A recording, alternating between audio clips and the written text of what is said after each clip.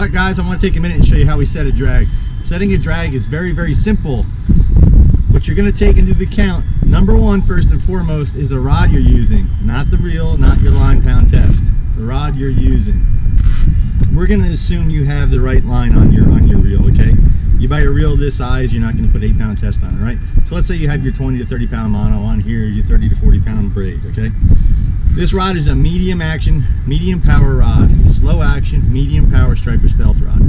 We're setting our drag for the rod, not for the reel, not for the line necessarily. We always start with the rod. This rod is designed, if you can pan down the rod a little bit, as I apply drag, you're going to see me tighten up on the rod.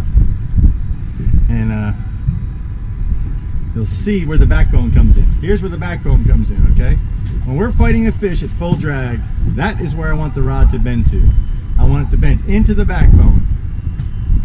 If I'm fighting a fish and the drag is paying out at this point here and it hasn't met the backbone, I'm only using the tip of the rod, my drag is too loose. I'm not using the meat of the rod. Now, at this point, if my drag is this loose and it's still not loose enough, you're using too heavy of a rod. You need to go to a lighter power rod. You set it heavy enough where it's bending past the backbone and into the reel seat, and you can feel the reel flexing and you're still not getting enough drag, you're using too light of a rod. You need to step it up to a heavier rod. When I watch a guy fight a fish, I'm not listening to how fast the drag is going out. I'm not worried about the pound test or how many pounds of pressure. I'm not worried about that at all. I'm looking at the rod. If the rod is bending all the way down through the backbone of the rod and stopping halfway as the drag pays out, I know I'm hammered up there and I'm set perfectly and it's a home run. If I see the reel seat flexing and the drag's still not going out, I know we have to loosen it up a little bit. What we don't want is a light drag. A light drag can be a disaster. If you look here at the tip, if you can see the rod is only bent here and we haven't reached our backbone yet, and line starts paying out, we're in trouble.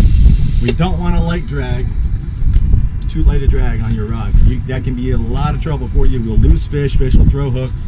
You'll lose more fish with too light a drag than too heavy of a drag. So that's it. It's so simple to set it up. If you're bending past your backbone into your reel seat and your drag's not paying out enough, your rod is too light.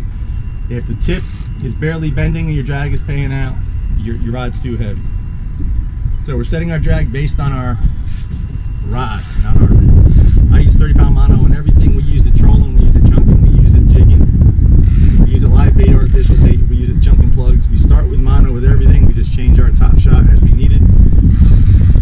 If your rod isn't bent enough, get a lighter rod, tighten your drag.